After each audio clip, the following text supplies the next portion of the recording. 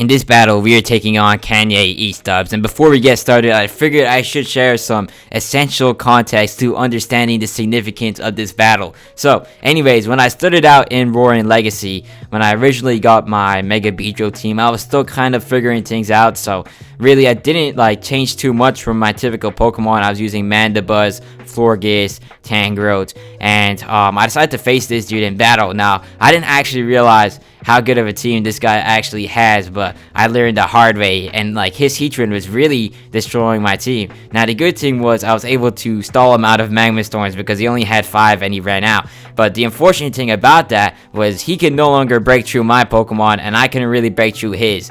And he had his Sizer, his Heatran, I had my Mandibuzz, my Florges, my Tangrowth, and my Mega Beedrill. Now, the truth is, I couldn't really break through his Sizer unless I had Mandibuzz, and I was running out of foul plays, so it really wasn't a good position for me. So anyways, I go into my Tangrowth. Now, unfortunately, it's paralyzed from earlier on in the battle, and this battle was like an hour and a half of just stalling, which is why I didn't actually post it, because with Base Gamer JS, I posted his battle and then my rematch against him. However, in this case, we're not doing that because our initial battle was way too long to be entertaining. So anyways, my Tangrowth gets paralyzed, I miss a sleep powder, and I get paralyzed again, all while he's setting up his Swords Dances on this Mega Sizer. And unfortunately for me, that's enough to clean up my team, and he gets that win. Now, if you guys know me, I need to get my revenge. I don't take wins. Beast Gamer JS had to find out the hard way.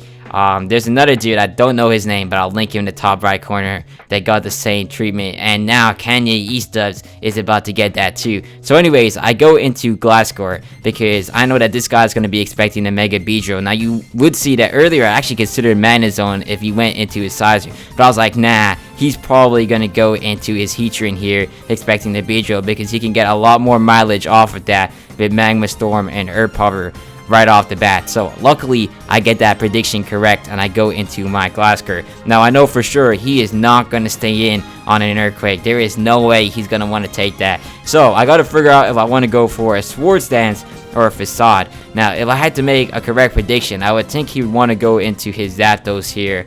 So it is tempting to just go for a Facade in case he has a Z move, because I don't want to stay in and have to take any damage from that. Now, unfortunately, he actually goes into Sizer here, which was not something I was expecting. However, it actually is a really good check to my Glasgow, especially his one, which has such high bulk. I mean, this thing is an absolute tank, and it has access to Roost. Typically, I wouldn't send my own Sizer into Glasgow because I run a Choice Band set, so I try to preserve the HP as much as I can. But for this guy, since he's running the Mega, he's got Roost, and he can really make good use of that bulk. So anyways, here I'm going to go for an Earthquake.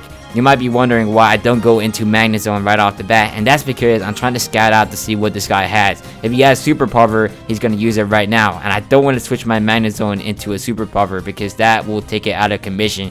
And also, I'm thinking I want to get some chip damage off on this Sizer so that when Magma Zone comes in, I can get a guaranteed one-shot with the Hidden Power Fire. Because from full HP, I don't really know if I can take out this Sizer. Most of them don't actually invest in speed, they invest in bulk, and Sizer has base 100 special defense when it's in its Mega form, so there's no guarantee that this Choice Scarf non-stab Hidden Power Fire will be a one-shot. But now with the chip damage, I'll get that guarantee. And also, because he went for a Bullet Punch, I can bring my Magma Zone in for free, because there's no way he's going to go for a Super Power on the second turn on my Glasgow. So like I said, now we got the kill confirmed. This guy is trapped in, he has nowhere else to run. Now the good thing is he didn't go for another Bullet Punch. I don't know what his second move might have been. It could have been Knockoff, it could have been U-turn, it could have been Super Power. I really don't know what he was running, but the good thing was we were able to secure the KO. So anyways, here we're gonna have to switch out because of course my Magma Zone is a Choice Scarf set. I can't just go for a Wall Switch, and I'm going to go into Heatran here because really is the perfect check to opposing Heatrans with the Air Balloon. And I know for sure that this guy once again is going to be forced to switch out. This is such a great start right here because we're getting so much momentum off the bat. We've already taken out his Mega, which is pretty essential to his team, and he's gonna have to switch something in on a Magma Storm, and not many Pokemon like to have to eat that up from Heatran, considering it has that 130 base attack stat. Magma Storm isn't a weak move, and it gets chip damage at the end of every turn, while also trapping in the Pokemon that switches in. So you can't just go into Toxic packs expecting to regenerate it all off, because then you're trapped in. I can taunt you, and then I can go for Earth Power and shut you down. So anyways, he sends in the Zapdos, which actually stomachs that Magma Storm really good, and I'm tempted to go for round 2. However, I'm thinking this guy is probably gonna go for a Roost here, and I get that prediction correct once again. And because he goes for a Roost, he loses his Flying type, and Earth Power is able to hit, and it does really good damage, actually bringing him lower than when he started. So anyways, I'm gonna go for a Taunt here because I want to shut down his roosting, so that he's gonna be forced to have to just stay in and attack. And I do want to get this Zapdos out of the equation, because it could actually be a problem to my team outside of Heatran. So you know, getting rid of it right now would be really nice.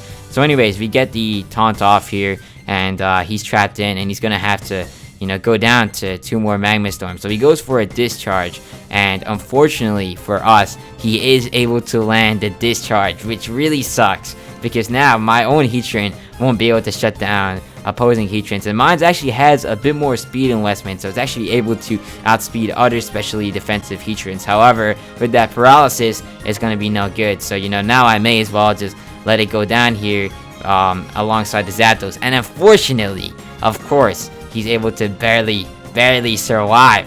Like, man, how annoying is that? So I'm gonna have to go for another Magma Storm, or I mean a Toxic, not another Magma Storm. I don't want to have to waste the PP there. He's already gonna go down to the Magma Storm chip damage, although now he gets really big damage. I mean, he brings me down to yellow. I'm paralyzed. This Heatran is no longer gonna be any good for the rest of this battle, especially because it doesn't even have leftovers, so I'm not gonna be regenerating that HP. So right here, he goes into his Garchomp, which is actually really problematic, because this guy isn't running your typical Garchomp set. He actually had a Z move, definitely one of the strongest sweepers I've seen in the scene, and I like what I see. Like, you know, it kind of reminds me of my Garchomp in a sense. Now my Garchomp wasn't as potent, but it had a different set from the ordinary, and that actually made it really good with the choice card, because then I mean it could shut down basically any setup sweeper like Wall Corona.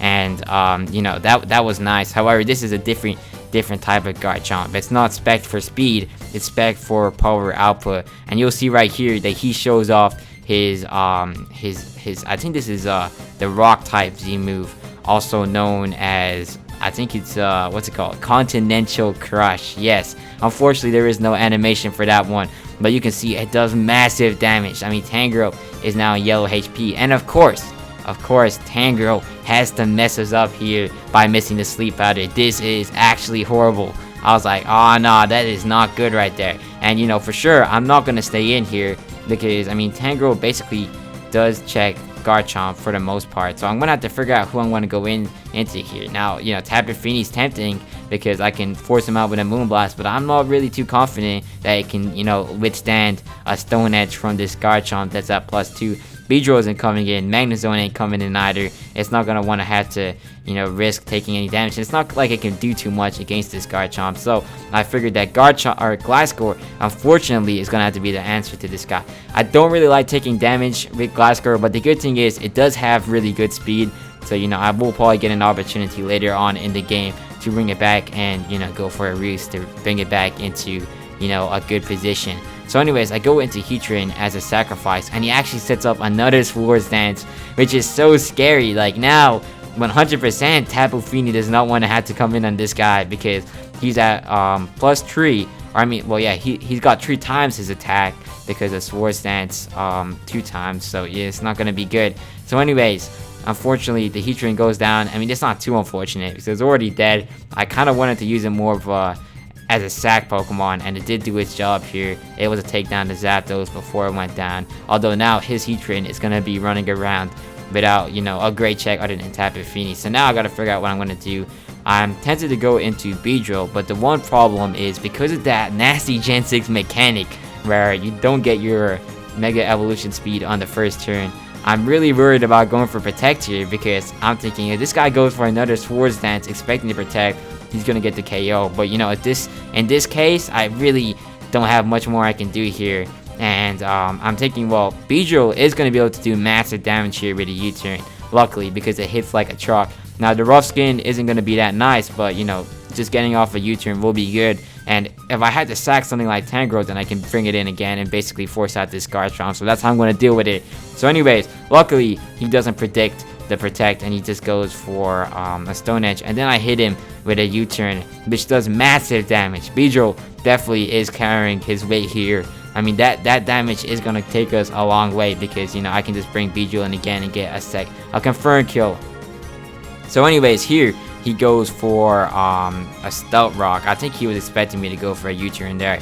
I don't think I really could have gone for poison attacks. I'm pretty sure that Garchomp resists that. So anyways, luckily, Tangrowth is able to take in the Stone Edge, barely stomachs it, and survives. I'm very impressed with Tangrowth for that, and it is able to finally land the Sleep Powder. If we did that earlier, it would have been a lot better, but you know, right now, I can't complain because, you know, now this Garchomp is going to be immobilized and probably useless for the rest of this battle. So anyways, he goes into his Tyranitar here on the Tangrowth, and the good thing is, you know, I switched out into Beedrill. If I stayed in, he was going to be able to get that Pursuit Trap, and, you know, I wouldn't even be able to outspeed this Tyranitar here, so he wouldn't got the free KO. But luckily, we just happened to go into Beedrill here. I think I was, you know, I might have been predicting him to switch out, or maybe I was just trying to go for guaranteed kill. I'm not too sure what that was, but luckily, you know, it did turn out to be a good move because of his switch. So anyways, he's gonna go into Heatran here on the U-turn. If I had Drill Run, I probably would have been able to two-shot this guy, but unfortunately, it's not available in this game from what I know. Brick Break is available, but I don't really think it's that worth running because it's not gonna do as much damage as you would think, especially against a Pokemon as bulky as Heatran. So anyways, Tapu Fini comes in, and I'm definitely gonna fire off a Defog here. I don't want to have to deal with these Stealth Rocks. It's gonna limit my Tangrowth. It's gonna limit my Beedrill. It's just not gonna be fun overall. So they're gonna get off the Defog, and he goes into his Toxapex here, which is really helpless against Tapu Fini. I like facing against Toxapex in most cases because, I mean, even though it is incredibly bulky, I mean, it can take a lot of hits, and if you don't have a check to this, it's going to be basically unkillable. I mean, for battles like this, it basically gives you some breathing room because, you know, it can't really do too much against a lot of Pokemon. Like, it can't do too much initial damage.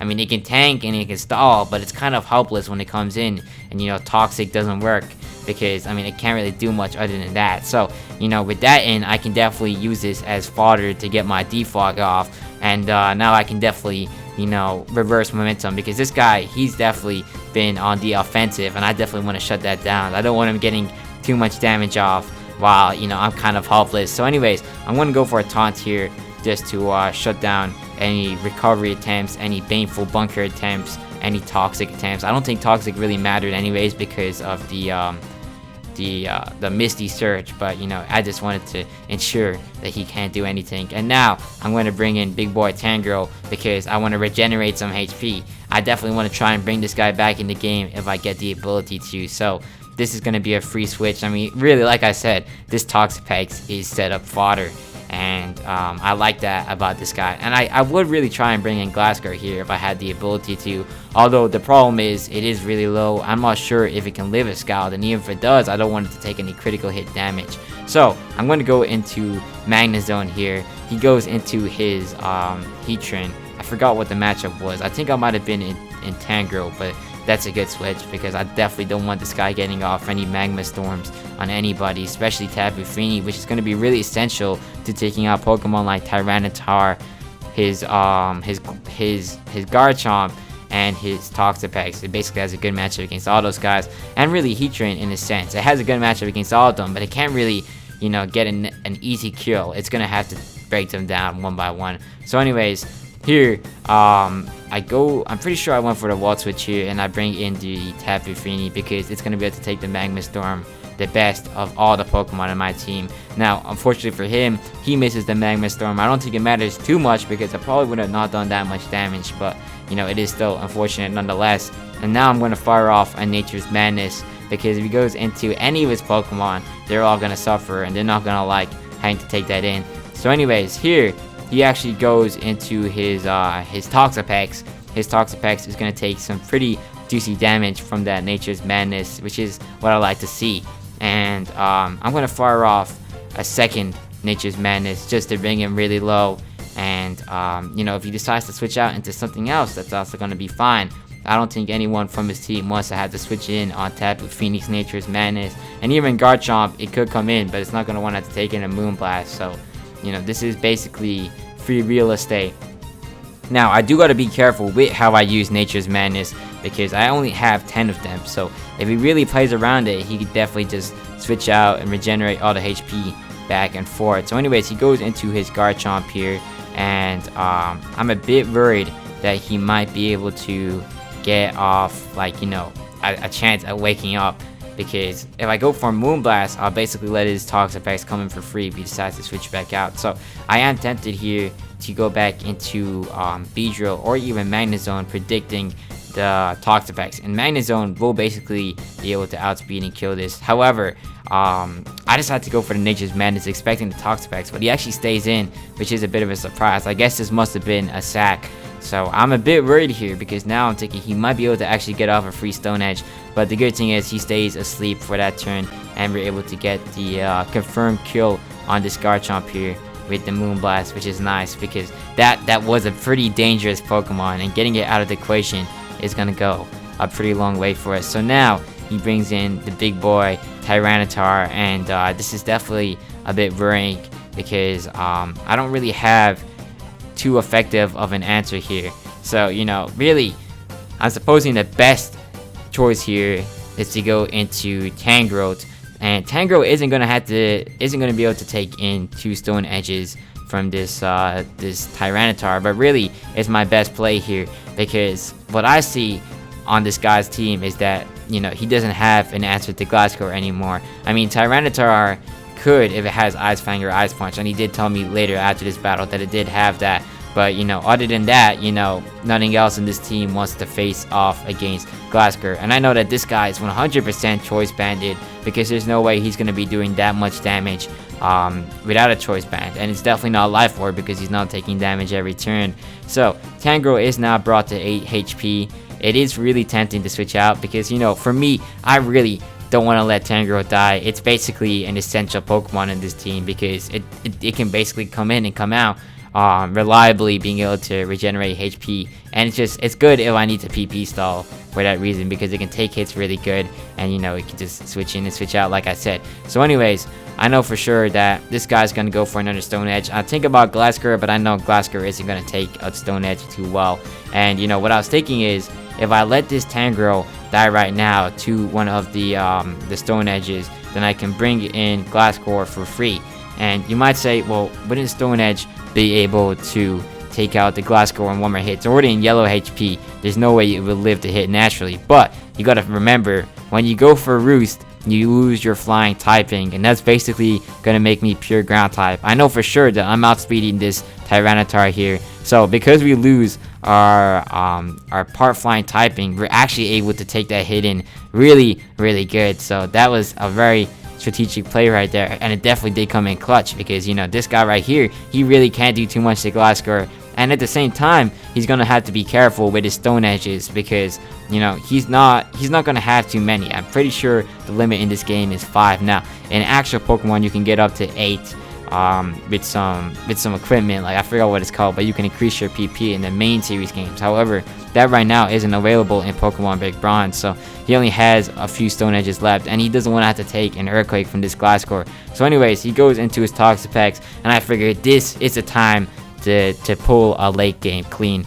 This guy has lasted long enough, and Glasgow is finally in, everything is set up, and now I just need to set up here. So he goes for a Scald, which does pretty good damage, and I go for an Earthquake. I'm taking it. This guy brings in his Tyranitar. I definitely need to damage it because I know for sure I can't one-shot him. I don't think I can one-shot him at least, even at +4, because Tyranitar is really bulky. This Glasgow doesn't have the highest attack, so I definitely want to play it as safe as I can. And he stays in actually, which is which is still totally fine because, you know, his Scalds here aren't going to do anything to this Glasgow. It has a ton of especially defensive investment, so it's going to be able to eat up these hits, and he can't get a burn either because I'm already poisoned from the Toxic Orb. So I'm going to go for another round of Swords Dance here, and I'm thinking, well, you know, now, you know, the Tyranitar, he's going to have to be careful. I don't think he's going to want to switch out here because I feel like he would have done it earlier if he planned to. I think he's just trying to sack the Toxapex for the most part. So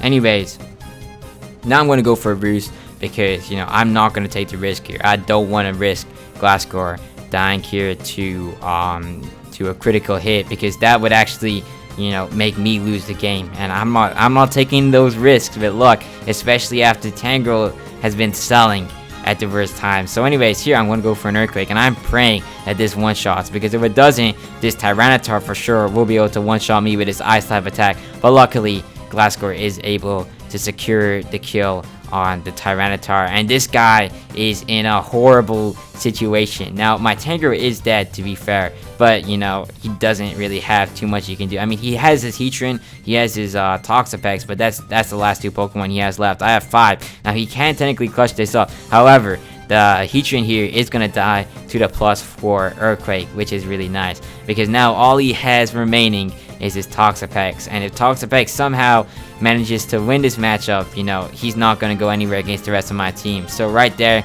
we are able to take the kill and secure the win. That right there is GG.